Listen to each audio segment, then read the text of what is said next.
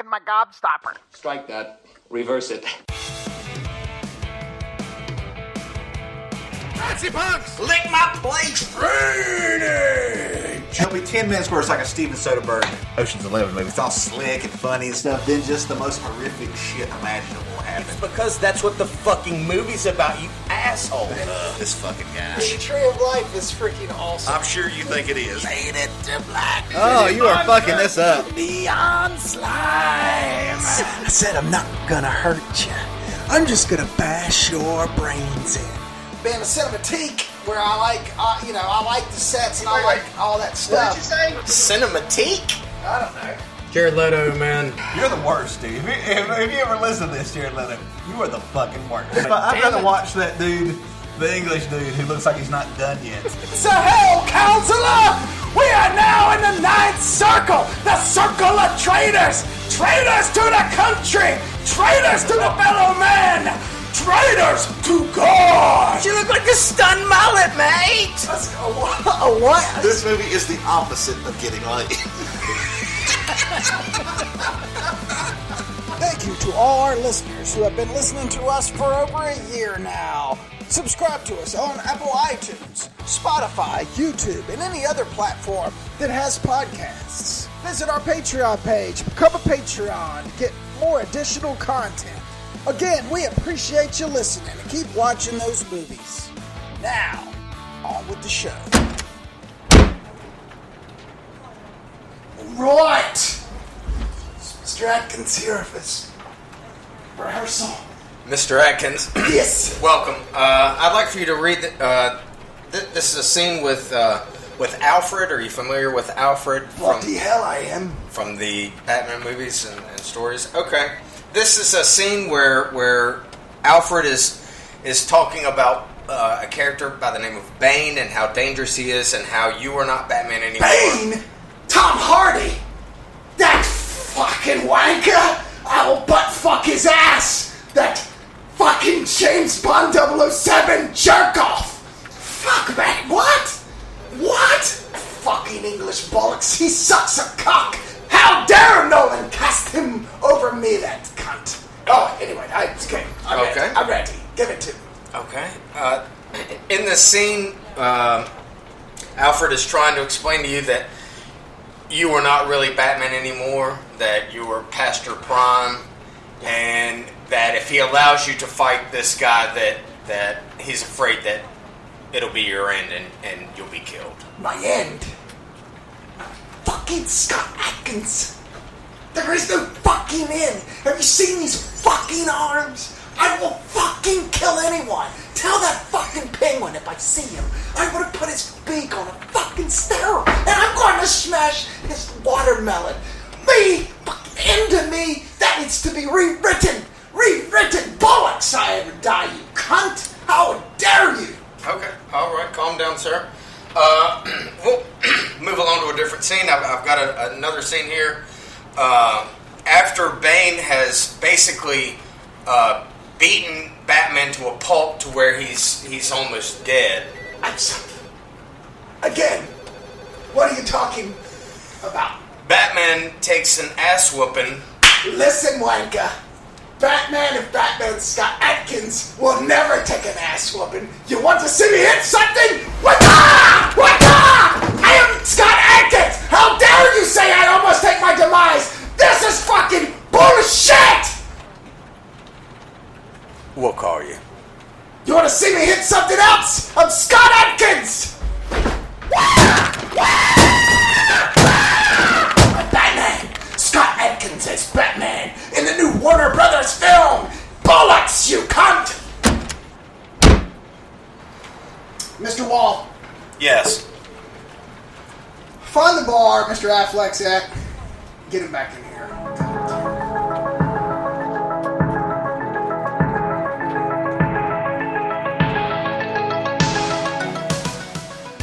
Welcome to Tales from the Video Store! Almost!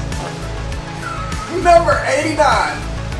We've been having some technical difficulties, and we're a little bit pressed for time today, but we're going to give you a show. Alright, we're going to give you a show. We're going to bang it out. We are going to bang it out. How we been, guys? Pretty good. Great. That's great. Well, all right. Well, let's get on with it. We won't do any cheap talk today. No dilly-dallying. No dilly-dallying, man. You got some news for me, Big Daddy? I do. I've got one good thing and one bad thing. Oh, shit. Apparently, and they're both connected. Okay. I read a story that Cinemark is apparently about to just go completely out of business.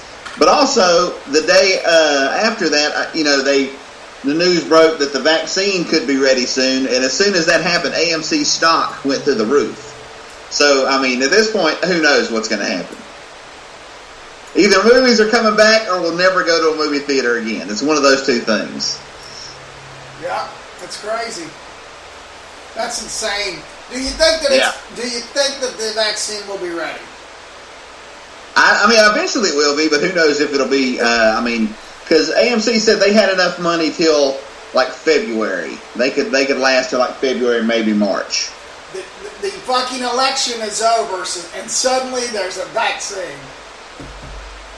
Imagine that. Well, I mean, they've been working on it for a year. I mean, Right.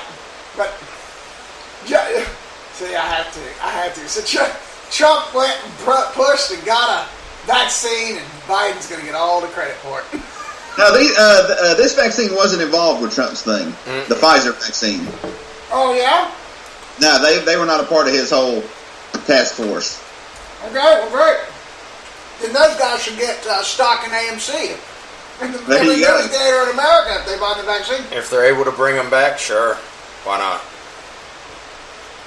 Well, AMC's also launching private theater rental programs, but Golden Ticket's been doing that, so they must have followed suit. The smaller theaters have been doing those special events under the table since the damn thing started. Yeah, but a big company like AMC, I mean, imagine being able to go and rent out just in the Hickory, like the big D theater or whatever it is, that'd be awesome. $100 for 10 of your buddies to go and watch whatever you want. Absolutely. Drinks, popcorn, whatever. That's awesome. That would be awesome. Yeah. So what's the bad thing? Oh, that is the bad thing. So basically, I got it. We're either going back to the movies or we're not. Right. Sorry, I'm a little dense. I'm glad you finally caught up. I'm like the delay in Skype. I'm just a couple seconds behind. Yeah. Well, we've been hitting that subject. We've been nailing that subject over the head in recent weeks. I'm just gonna hold on to my pants, and what's funny is Tenet, man. River and I were gonna go see Tenet's showing at the AMC, and I contemplated like going and getting death just to see it. But it turns out I got to stay at my dad's house that night, and so I'm like, I can't go because I couldn't bring it home to the old people. Right. So I'm going to stay away from the theater, even though going to see Tenet at the local AMC sounds pretty awesome. I'd love to go, but I'm not going to. Fair enough. All right, well, okay. You got a douchebag of the week? No, I couldn't. No, nobody was douchey enough for me to find one. I'll tell you somebody douchey. Oh, go ahead. And I'm not getting political, but I'll tell you what. And I can say this. I voted for Donald Trump, and Donald Trump, you lost. I don't think there's a conspiracy. You lost. So why don't you be a nice guy and fuck off? Why don't you just be a nice guy? Put your head. Your wife's telling you, just walk away. You got nothing to lose. You think he's ever listened to one thing she's ever said to him? He's never listened to anybody. So the douchebag of the week is the President Trump, who just refuses to say, hey, man, I got beat, and that's cool, and I'm out. Thank you. Hey, I commend him. This is the most hated president ever.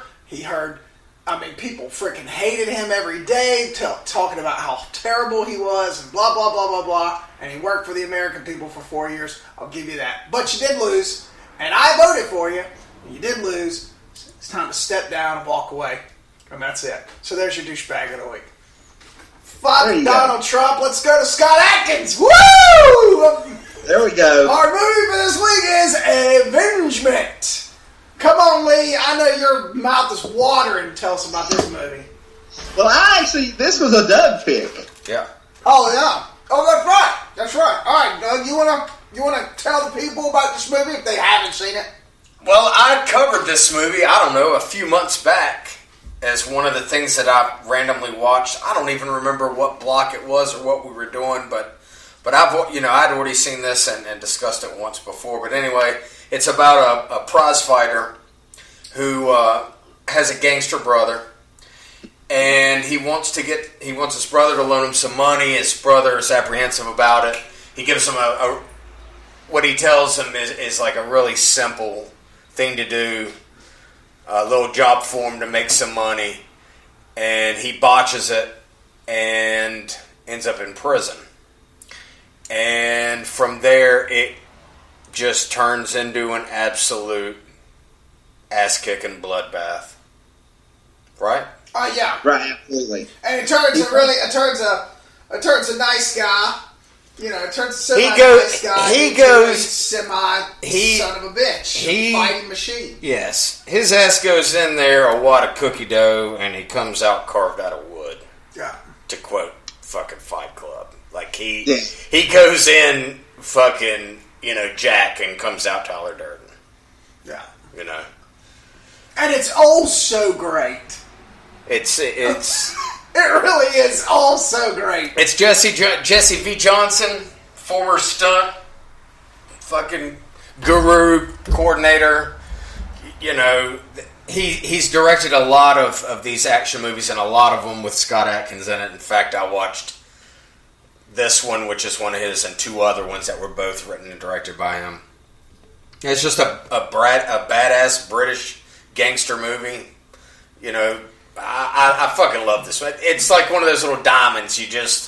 I was like, let's see what this is about. And by the end of it, man, I fucking loved it. Yeah. And I think I enjoyed it more the second time.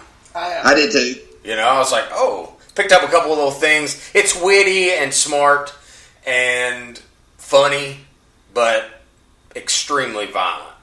It is. And Scott Adkins is really good in it. Yeah, he is. Not just as the, walking orgy of death, but like acting wise, this is his best performance. Absolutely. Yeah, because he is, like you said at the beginning, he's such a normal, like he just looks like Scott Adkins.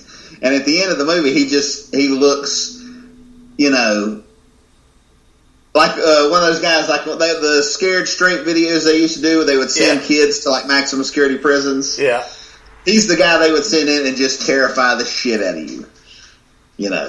Yeah, he gets all of his teeth knocked out at some point when he's in prison and gets them all replaced with these shiny silver-looking fangs, and it just makes him all the more intimidating. Right. I mean, by the end, he's scarred, and he's got burns on his face, and he's got these crazy fucking teeth. And he looks like Frankenstein's monster of ass-kicking. Right. I think it's great after he gets his teeth stomped out, and then the doctor's like, you should ask for regular dentures, and he's like, nah, these he's like, make me look like nobody's gonna fuck with me with these things on. Yeah. Awesome. Yeah. But and it's just you feel so bad for him. Like, granted he did like what he was sent to prison for, he did do, but it wasn't, the circumstances weren't, it wasn't intentional. Granted, the woman died, but it was just, it was like everything bad that could happen to him happens. Yeah. It's kind of like that movie Shot Caller. Anybody ever see that movie? Right, yes. With, what's his name? Nicholas, I can't pronounce his last name. The guy from Game of Thrones. Jamie Lannister from Game of Thrones. Just call him fucking Jamie Lannister. Fine. I knew who you meant. That guy goes into jail. He drinking and driving, kills his best friend, goes into jail, and then turns it, instead of... He gets shook down for something, doesn't he? He watches somebody get raped and pillaged, and it's like, I don't want to do this, and decides that he's going to start basically he gets hard to keep from getting shook down or keep from getting butt raped, and then he ends up in a situation where it's gone too far, and now the prison system has made him. Yeah, I got you. A hard ass. This feels like the same thing. Now, granted, I think this was before it though, and this is much more witty and much more great. than I don't. Yeah. Shot Caller. I never saw it, but I do know what you're talking about. Yeah, it was great. The action sequences are fantastic. It doesn't have Scott Adkins in it, so. No, I'm talking about Adventurement. Oh. Yeah, Adventurement's much better than Shot Caller. 100%. Yeah. Yeah, this is, I mean, I've watched a lot of Jesse V. Johnson's movies, and, like, it's good to see, like, a film where you can see, like, him getting better with, you know, the more movies he directs. Which is probably the good thing about him being a direct-to-video director, because, you know, if you're a mainstream director, you get to make a movie every 3 years. You know, maybe. If you're a big Hollywood director. Like, it takes... You know, James Cameron makes a movie every 10, 15 years. Jesse Johnson can make 2-3 movies a year. Yeah, you know, absolutely. And it kind of reminded me of old school Hollywood. Like you see, like movies like, you know, like John Ford. John Ford's considered like the best movie director, you know, of all time to a lot of people. You know, but what people don't take into account is Stagecoach was like his 50th movie. Because back then you could just make movie after movie and just get better and better. And that's, I think, the good thing about being somebody like Jesse V. Johnson is, you know, those movies are always on the shelf at Walmart. Those straight-to-video action movies. You know. So, yeah, it's Scott Adkins' best movie. I'd say it's Jesse V. Johnson's best movie. And the movie I would sort of compare it to, even though they're different movies, is like, this is Scott Adkins' Get Carter. Like how Get Carter, like, made people think of Michael Caine in a completely different way. Like, this is the movie I would compare that to, like, as far as his career. Yeah, he's good in this. He's great in this. But yeah. And so, like, and it's not the most action-packed movie. It's a lot of it's, you know, there's a lot of dialogue in it, you know, for a movie like this. Yeah. But when it gets violent, it goes with both barrels. Yeah, the bar scene at the beginning, you know, takes a little while to get it ramped up. Yeah, but when that guy's head gets disintegrated with the shotgun, you know, that was... It's still moving around. There's no head left. It's just a neck. Just a neck and some blood dust. Yeah, exactly. Yeah, or blood mist, I guess, Yeah. Yeah, so yeah, very good movie. It's awesome. And it's on Netflix. You know, if you have Netflix, you have you have total access to Avengement. Yes. And a couple of other Atkins specials. Absolutely. That I happen to watch. I don't know if you guys can tell, but I've been on a bit of the Atkins diet for the last week. Right. You know. That's good, though. Yeah. But I do have one problem with the movie. Okay. You got all those gangsters in that room at the end, and it's just him, and they've got bars and metal pipes and fucking... They've got a horrible cunt for a bartender behind the bar, and somehow he makes it out.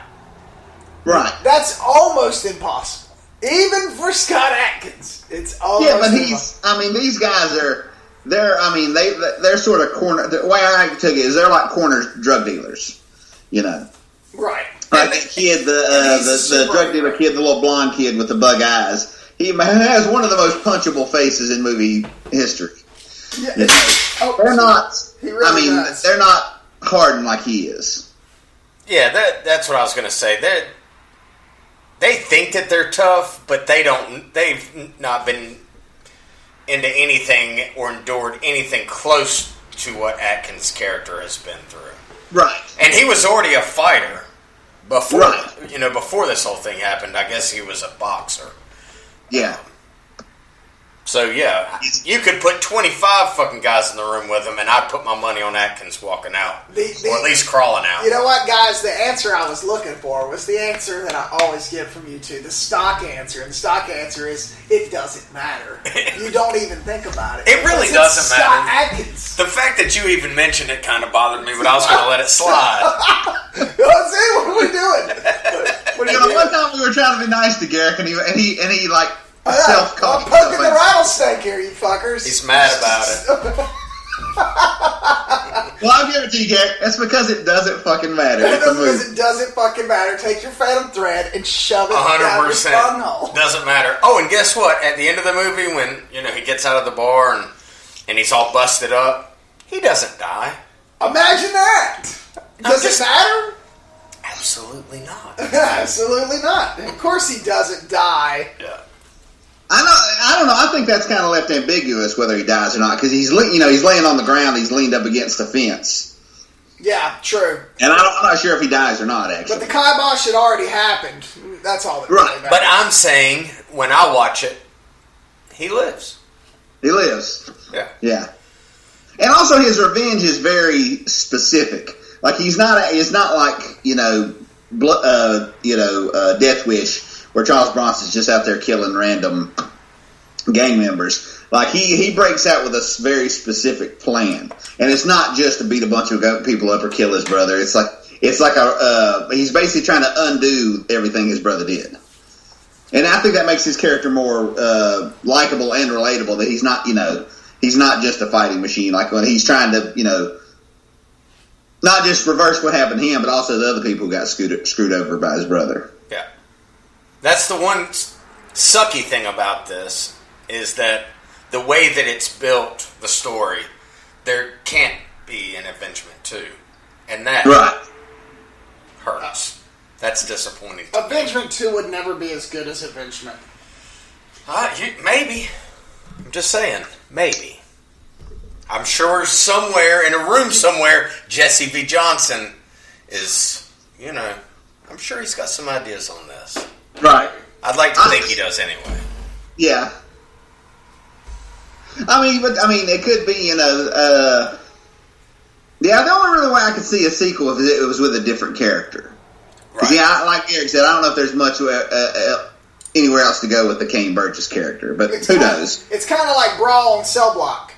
Right. Even if they didn't show him get his brains blown out at the end of it, you knew it was done. It was done. There's no way you come back and do Brawl from Cell Block 101 and a half.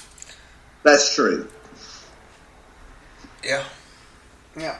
Kick-ass movie. Come on. Oh, absolutely. Is it better than Brawl from Cell Block? Is it a better all-around movie? I wouldn't say so, but it's a different type of movie. I would say that Brawl on Cell Block is a more stylized movie. It's a slicker movie. It's a better told, maybe, story. But if you were stuck in a cell somewhere and there was 2 DVDs on the TV, one was Brawl and one was Avengement, and they said, you get 2 hours to watch a movie, which one are you watching? I don't know. I mean, I love them both, so it's a win-win. I don't even care. Okay. If it's just if we're talking pure entertainment value, then it's Avengement. Yeah. If you're Avengement is, right. There you go. That's why we put it on a block go, because there is similar things to them. But yeah, as far as just if you're saying, I don't know. It kind of depends on my mood. I can't watch Cell Block 99 like all the time, but I could probably watch if someone turned on Avengement. I could probably watch it almost any time. Yeah. Agreed. So different types of movies. Yeah. But both are kick-ass. Both are very kick-ass. Yeah. And next week's is kick-ass too, although it's a different movie than both of them. Very true. So there we go. We'll have us a fest next week. Put a poll up on Facebook. But anyway, Avengement's on Netflix. Check it out. It's part of the Atkins Diet. So what else we watch? Atkins Diet. Why don't you start with all the other Atkins movies that you watched? All right. I watched. I went on a little hunt looking for Scott Adkins specific movies. I've seen probably 5 or 6 of his movies, but he's got a lot bigger catalog than I thought he did. Just to see, what I could scrape together. I really like Avengement. And I found a little bit older movie from 2012 called El Gringo, which I believe was on Prime. It's starring Scott Adkins and good old Christian Slater, who I miss. I love that guy. Anyway, this is a straight up B movie. But that being said, it's extremely enjoyable. It has some light moments in it, but when the fighting and the gunfights happen, it's extremely bloody, and Scott does his shit, and it's awesome. I mean, it looks really cool. It's by director Eduardo Rodriguez. I think he's from Venezuela. Venezuela, maybe. I think I read. And, at this time, he was kind of a young, up-and-coming guy. It's got a little bit of a... What's the Robert Rodriguez? Not Desperado? Desperado, thank you. I was thinking El Desperado. I'm like, that's not fucking it. It's got a little bit of a Desperado feel. It's basically a detective on a drug bust. Ends up being the last man standing with a bag with $2 million in it. And he's in New Mexico, and he's like, fuck this, and decides he's going to run to Mexico and tries to get to Acapulco. And he ends up getting stuck in this El Frontera, this small town. And once everybody there finds out he has money, everybody in the town comes after him. Cool fucking movie. I really enjoyed it. It's more of a B than Avengement. It's on the lower scale. I would agree with that. But I really enjoyed, there's a scene where he's trying to get to this bus. The bus comes and leaves at 2 o'clock in the afternoon. And the whole town is after him. And he probably kills 50 guys in 10 minutes. And it's all gunplay, and it's amazing. Second movie was a couple of weeks ago, Lee, you were mentioning the Debt Collectors.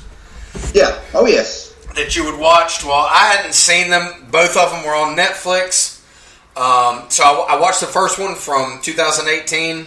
Both of them also directed by Jesse V. Johnson and written by him. And both starring Scott Adkins again. And co-starring Louis Mandylor, who is fucking awesome. He's so good. He's so great in both of these. If you aren't familiar with him, he's Costas Mandylor's little brother, and he's badass, dude. He's like in these. Imagine he reminded me of Mickey Rourke from like not a newer Mickey Rourke, but like something from like I don't know specifically from like the mid '80s. I don't know if it's just his look, his voice, his kind of mannerisms, all that. He's like this little Mickey Rourke kind of character. But anyway, they're debt collectors. They get hired by these gangsters to go pick up debts from people who don't want to pay them. The first one is okay. It had a couple of things about it that I didn't like. There's some scenes where it goes to black and white, and they're showing like these cows being led through the slaughterhouse to kind of allude that that's the same path that these two guys are on. Which, when you're watching the movie, you don't really feel it like that. It doesn't. It's an odd kind of dynamic. I think that whole thing should have just been left out. It would have been a lot cooler of a movie. But it's French, who's played by Scott Adkins and Sue. And, they're just wisecracking, drinking, hell-raising, going to try and get money from these people, guys. And it's fun. They have a good rapport.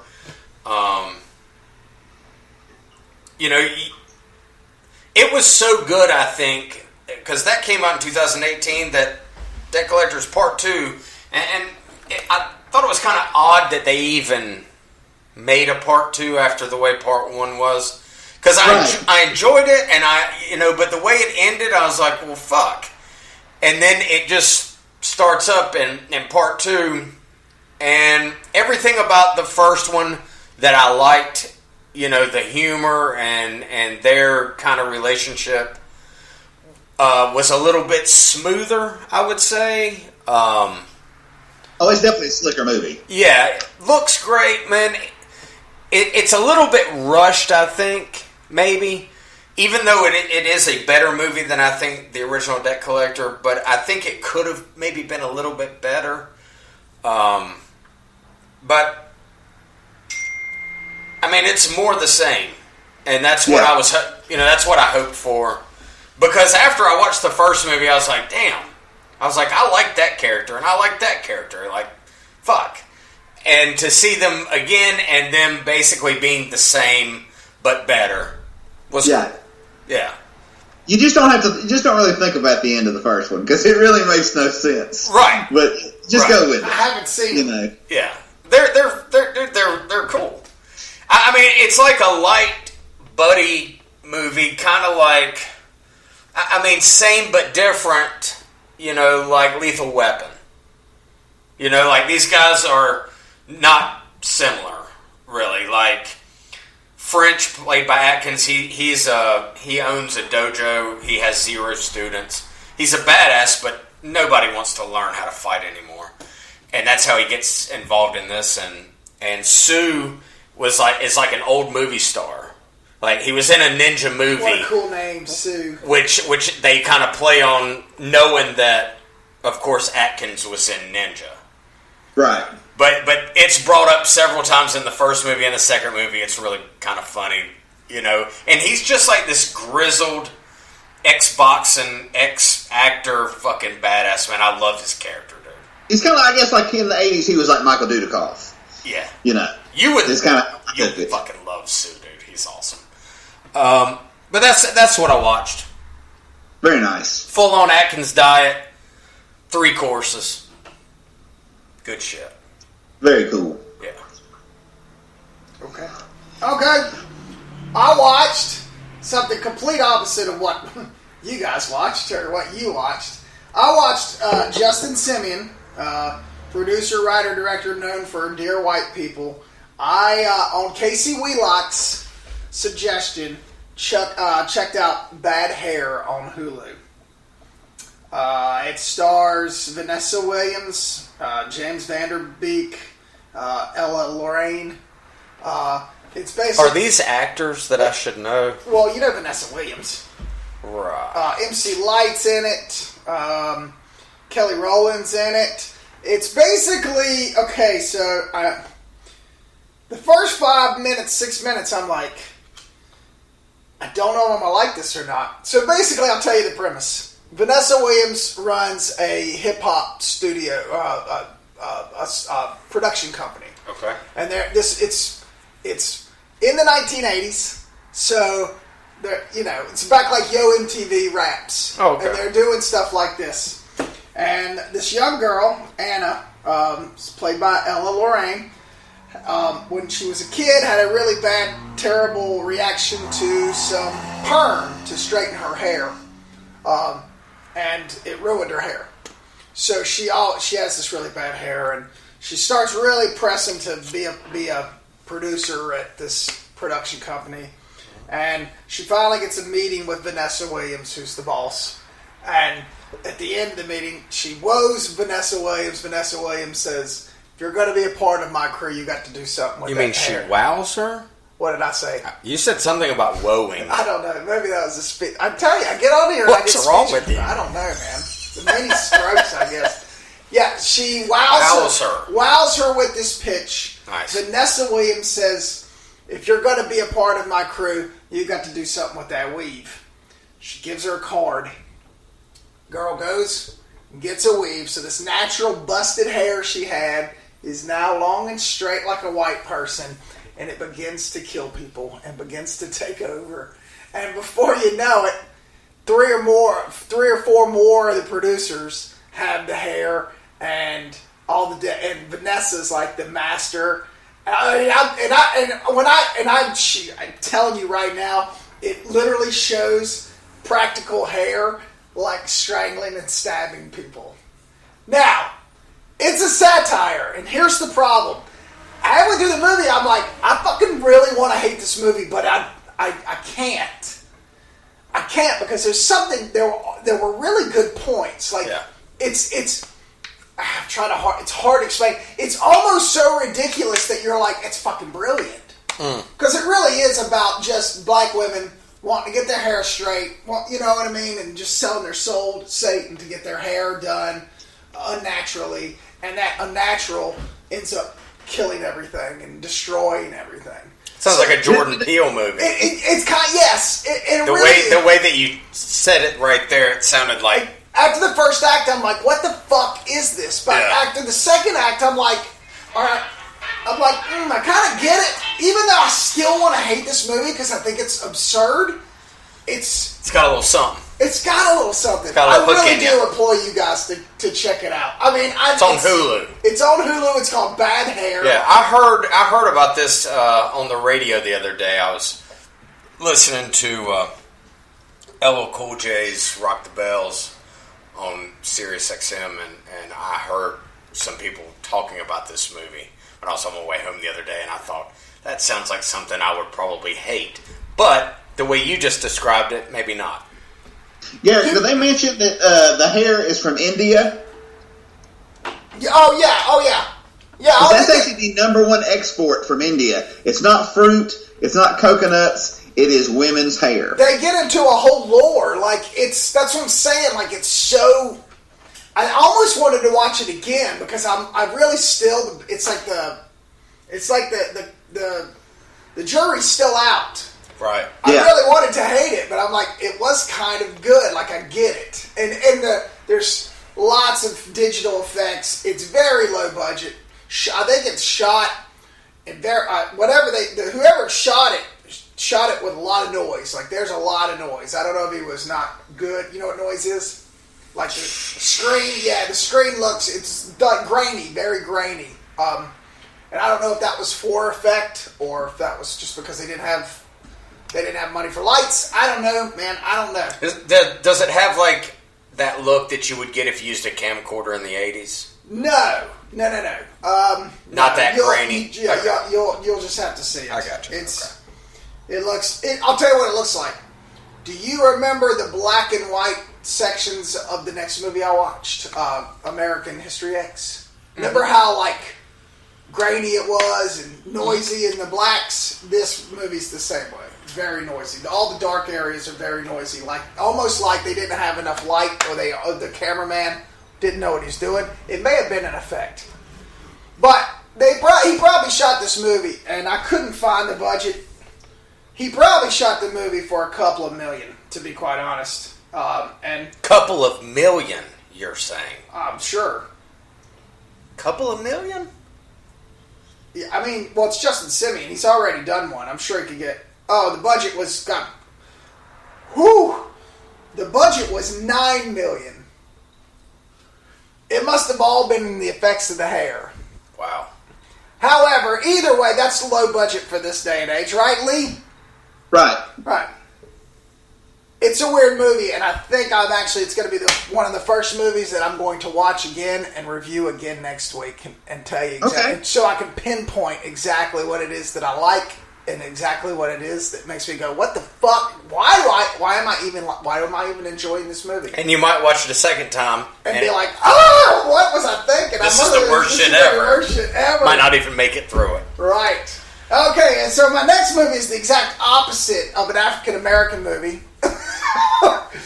It is American History X, and we've all seen this, so we won't beat around the bush. What year was that? Was it 98? I can tell you right this minute. 96. It feels like 1998, and it is 1998. Okay.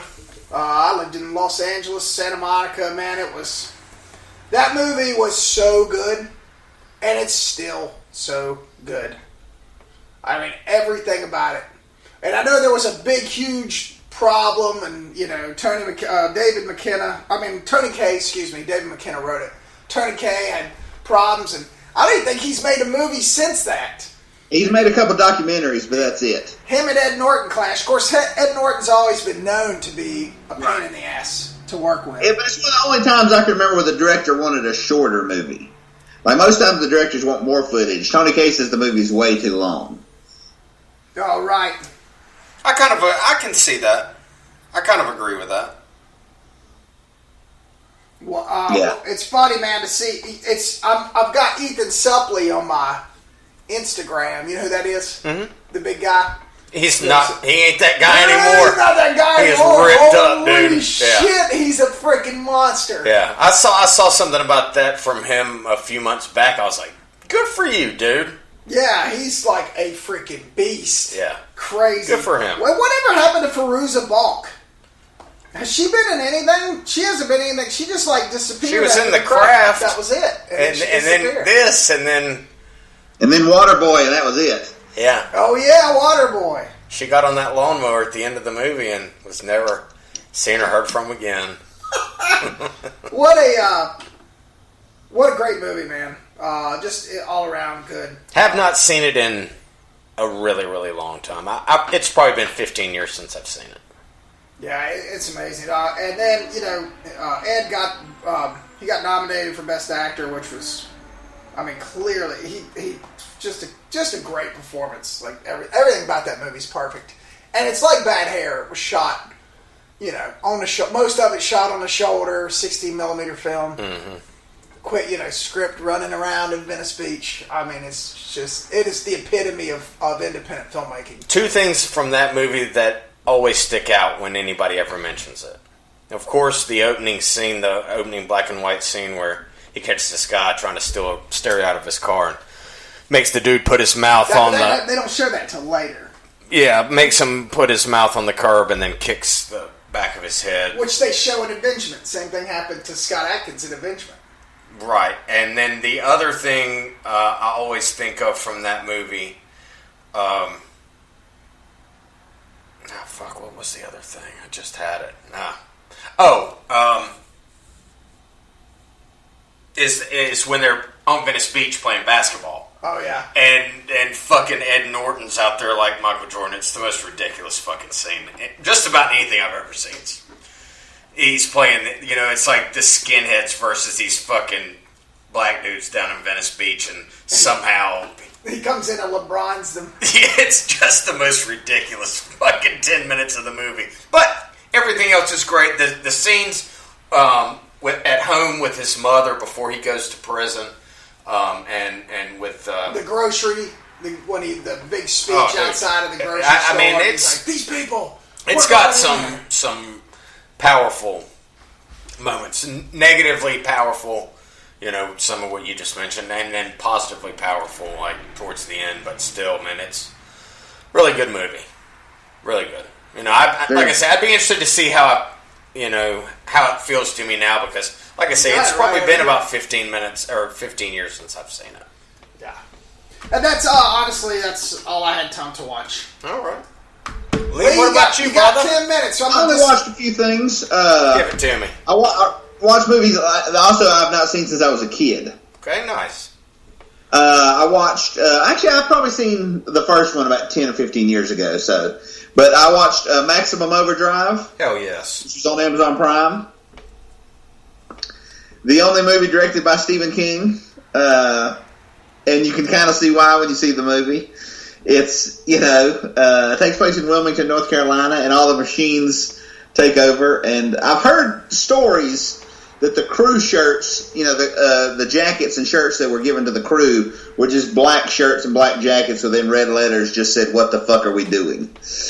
And I can see that, because it doesn't, it's just ridiculous nonsense, But Stephen King can get away with it. And it was high as hell the whole time he shot it. Oh, yeah. It's just, you can tell he was just on massive amounts of cocaine.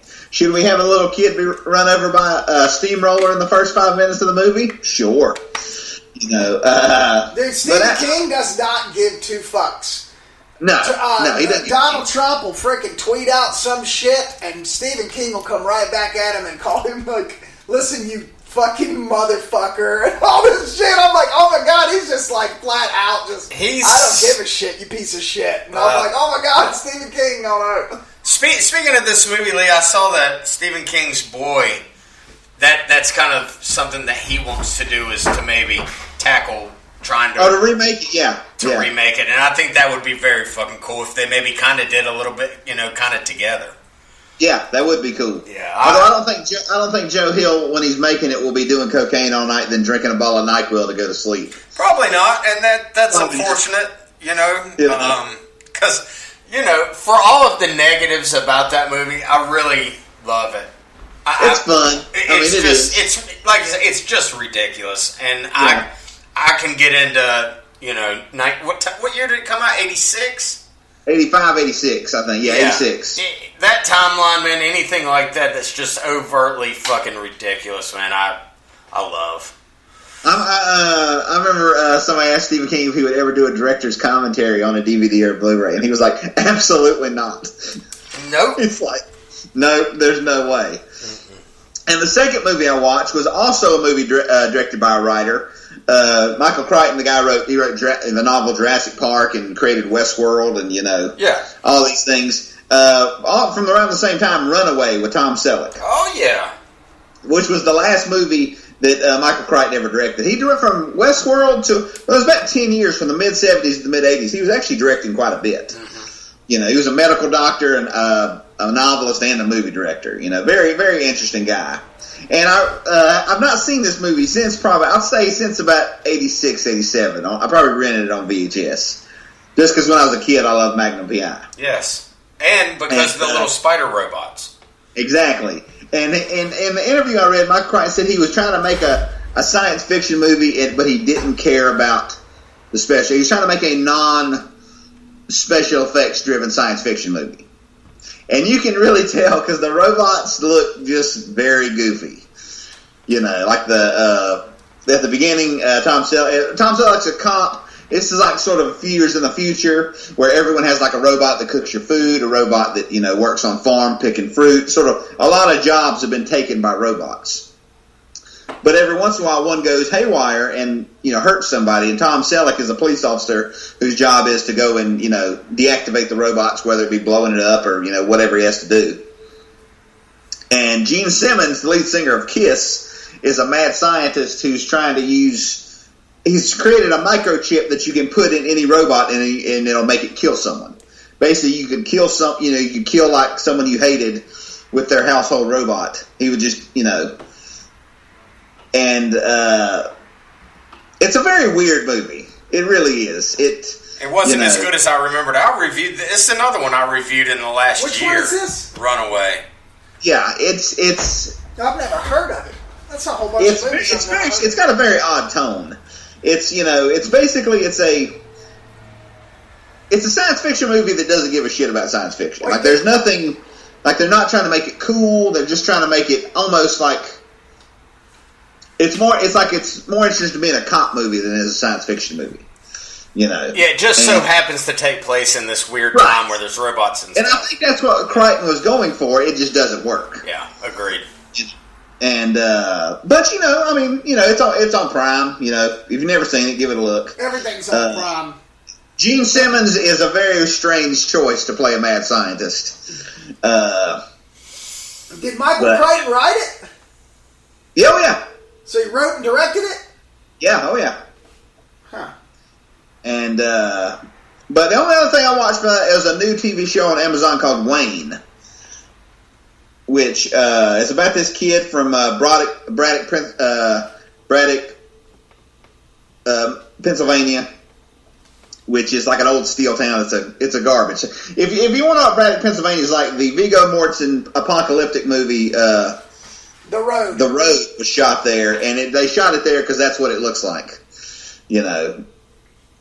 And basically his dad dies, and before his dad dies, he tells Wayne that when his mom left him when he was a kid, she took his Trans Am that he bought,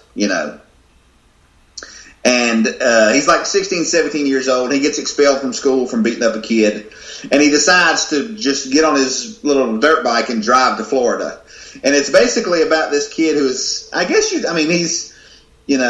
has some mental problems, Pretty much every situation he solves with violence. It's like a road trip hemming to go get his father's car. He sort of kidnaps his teenage girlfriend.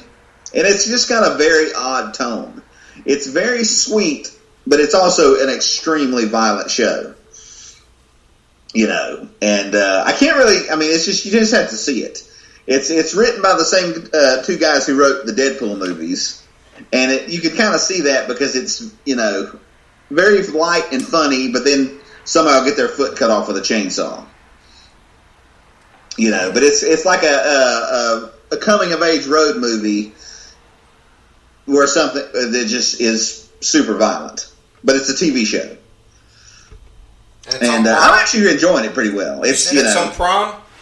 It's on Prime, yeah. Wayne, and Wayne's just the type of kid he can't if he sees somebody like a guy, you know, you see a couple walking down the street and the guy's yelling at his girlfriend, most people just walk past. You know, he ties the guy to a stop sign and, you know, it knocks all his teeth out. You know. He probably has, like, severe, like, antisocial disorders, you know. Okay. Yeah. But, I mean, I think about halfway through. It's pretty entertaining, but that's all I watched. Okay. I got a couple notes for you. Gene Simmons was not the lead singer of Kiss. That was Paul Stanley. Gene Simmons was the bass player. I didn't want you to get your ass kicked after this podcast if somebody heard you say that. So. Anyway. Right. Well, all right. Well, we're Who would kick my ass? A 60-year-old Kiss fan? Yeah, if there are any of them left, who fucking knows? Right. Well, I think they're riding around on Rascals at Walmart, and they all have, like, COPD, so I think I'm safe.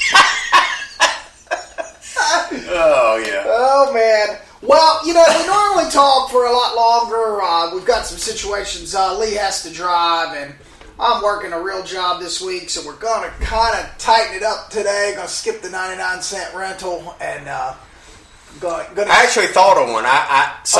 There was one other thing that I watched. It's 3:30. Lee, do you have a couple minutes? Go ahead. All right. I watched it last night, and it's a Ron Howard movie. Oh, you lost me. Yeah, all right. Well, so, you know, I got Disney to watch The Mandalorian, of course, because I have to. Fucking motherfuckers. And I was perusing around trying to find something in their massive catalog. There's lots. That I could get through, and I found Willow, which I hadn't watched probably since it came out around 1988. And I remember having good memories of this movie, and it is a fucking disaster. Watching Warwick Davis fall around, you know, as this tiny little guy Willow, like trying to do all this stuff with Val Kilmer as the kind of the hero of it. It's just a tough watch. It has some cool scenes with him. You know, this is a couple years before For the Doors and I guess after Top Secret. Where he was more of like a comedic actor than doing anything really very serious. And man, it's just not very good, dude. It's just not very good. Kevin Pollak plays one of these little brownies that follow him around, and it looks so weird. I remember even back then when I was 13 how odd it looked. These little brownies and just, you know, however they're doing the cameras to make it look like that. And I hated it back then. You hated it more now. And I hated it even more now.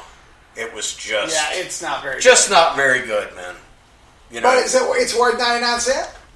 70, 75 cents maybe. I mean, if you're a fantasy fan and it's one that you never got around to watching, if you love Lord of the Rings, I would say check this out because it's basically the exact same fucking story.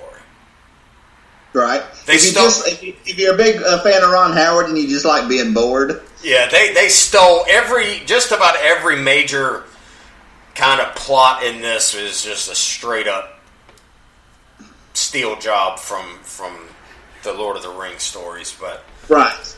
But still, you know, whatever. That's what I got. Oh yeah.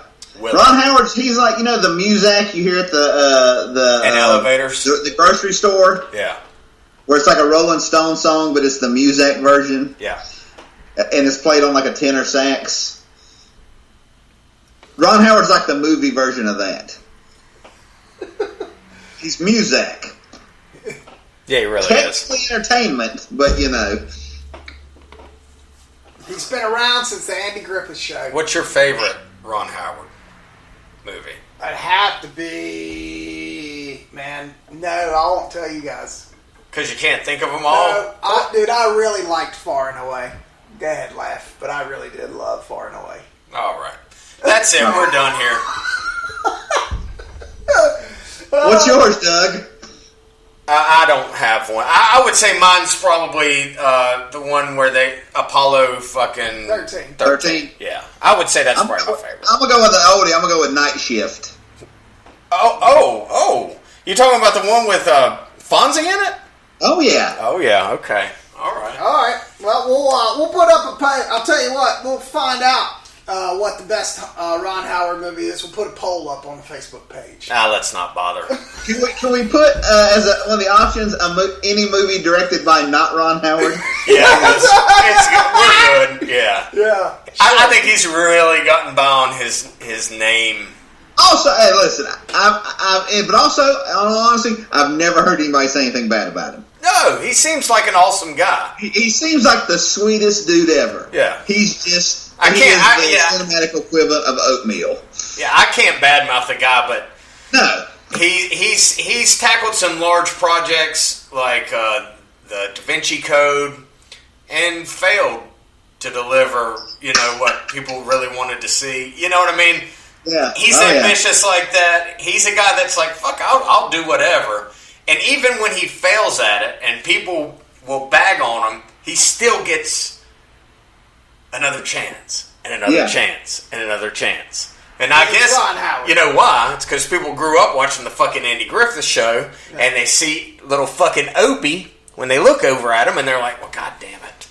That's fucking I can't Opie. hate Richie Cunningham. I can't be an asshole to Richie Cunningham. Exactly. It's like people grew up watching this kid, and that's why it's, I think, a little bit of why he continuously, even after like 35 years of filmmaking on a very average level, continues to get. He's like Clint Howard. He's like his brother in the B movies.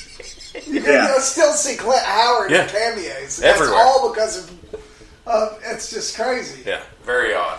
Hey, real fast, man, I got one thing that I heard about, and I just want to ask you, Lee. Did you know that Tombstone, the 1993 Tombstone, Kevin Jarre, the writer, was supposed to be directing it, and Kurt Russell actually directed that movie and didn't take credit for it, pulled George Cosmatos in just to follow his shot lists? Well, apparently, George Cosmatos, if you gave him like a big check and a box of Cuban cigars, he would he would handle the camera work. Like, because what I understand, Sly directed Rambo 2. Oh, wow. And he just basically, he was just, he'd been working in Europe for years, and he was that was his job. He was like the go-to. It's like a reverse ghost director, He'll be if you're an actor and they don't have confidence you can direct it, he's your man. That's crazy. That was so cool. Kurt Russell cut half of his scenes. Yeah. And basically took it over, and everything that we saw in that classic, iconic movie was all Kurt Russell. Oh, yeah. Absolutely. I didn't know that. That's amazingly, after as much as I love that movie, man, like that was an amazing piece of news that I thought at first when I read was fake news or just some stupid article. No, that's true, yeah. Yep. Straight up truth. How about that? But good for George. I'm sure he lived in a very nice house. Yes, he did. His son, who we talked about, his son Panos, who directed Mandy. He says he really hopes everybody who bought Tombstone DVDs like Mandy because they fucking paid for it. Yeah. And that's the truth. Yeah, that's awesome. Yeah. All right. Well, next week we're back to Nicholas Winding. Did I say it this right? Nicholas Winding's Bronson with Tom Hardy, who will supposedly be the next James Bond. Reffin? Yeah. No. Tom Hardy. God. What just happened? Oh, dude, I would be so psyched if Reffin was James Bond. Just walking around with giant glasses being all awkward and weird. Got it. I just keep waiting, like tick-tock, tick-tock on that Maniac Cop trailer. It's got to be coming soon. Come on now. We've been talking about it. We talked about it, 8 months ago, 9 months ago, surely. Yeah. Yeah, I don't know. Anyway. Go ahead, Lee. No, I'm the same way. I keep waiting on to hear about it, yeah. And I just want it to be insane. Oh, I do too. It'll be insane. Oh, it'll be insane. Just like Bronson. If you guys haven't watched Bronson, here you go. You should watch it and then talk about it next week. It's a crazy movie, just like most of his. So we'll see you next week. We'll be back in the prison for one last go around.